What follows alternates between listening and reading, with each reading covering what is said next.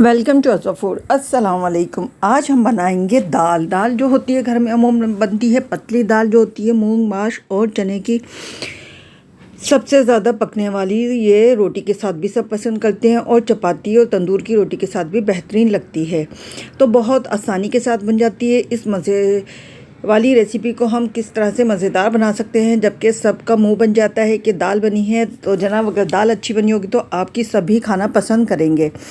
तो ये मज़ेदार सी दाल आज हम किस तरह से बनाएंगे हम वैसे ही जैसे हमारे पहले वक्तों में हमारे बड़े बनाते थे, मगर बहुत मज़े की बनेगी। मूंग की ले ली है, माश की ली है और चने की ली है। ये 3 दालें ली हैं मैंने।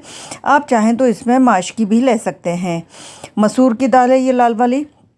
तो इन सबको मैं अच्छे से धो लूँगी एक बोल में डालने के बाद। अगर आप चाहें तो भिगो दें, वरना डायरेक्ट धोकर भी डाल सकते हैं, अच्छी सी गल जाती है। अब मैंने ले लिया है ऑयल, थोड़ा सा ऑयल लिया है क्योंकि मैं लगाऊंगी बाद में भगार।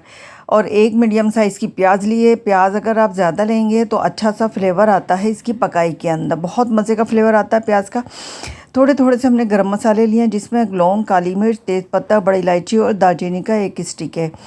तो इससे बड़ा अच्छा सा फ्लेवर आएगा इसके अंदर और तरीका हमारा वही है। अब इसमें हमने सिंपल मसाले ले लिए हैं जो हमारे बेसिक मसाले होते हैं, जैसे कि लाल नमक, धनिया, हल्दी, नमक। तो आप ये सारे मसाले अपने टेस्ट के हिसाब से भी ले सकते हैं और अच्छी सी भुनाई कर लेंगे। अदरक लहसुन का पेस्ट डाल दिया है मैंने।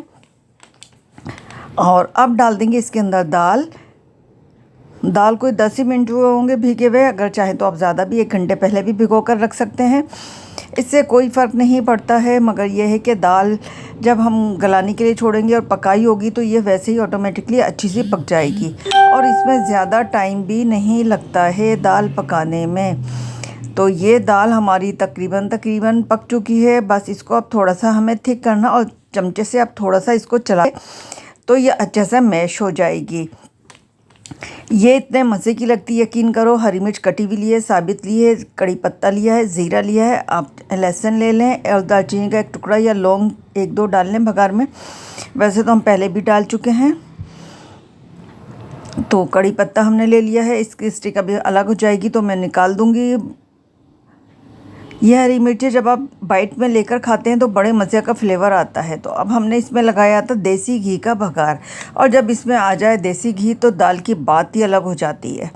तो ऊपर से आप हरा धनिया डाल दें, हरी मिर्चें वगैरह ये सारी चीज़ों के साथ खाएं। आप इसके साथ रायते वाली सलाद बना लें और हरे टमाटर और हरे धनिए की जो प्याज की वो चटनी होती है सिल वाली, अगर वो बनाकर आप खाएंगे तो आप यकीन करें इतना बेहतरीन खाना होगा, आप कढ़ाई और कौरमों को भूल जाएंगे।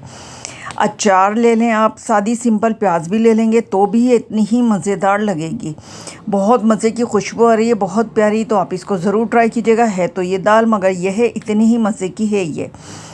अगर आप चाहें तो इसमें क्रीम का इस्तेमाल भी कर सकते हैं। थोड़ी सी 1 टेबल स्पून भरकर क्रीम डाल दें तो ये आपकी क्रीमी मखनी दाल टाइप के स्टाइल में भी फ्लेवर आ जाएगा और चेंज होगा फ्लेवर।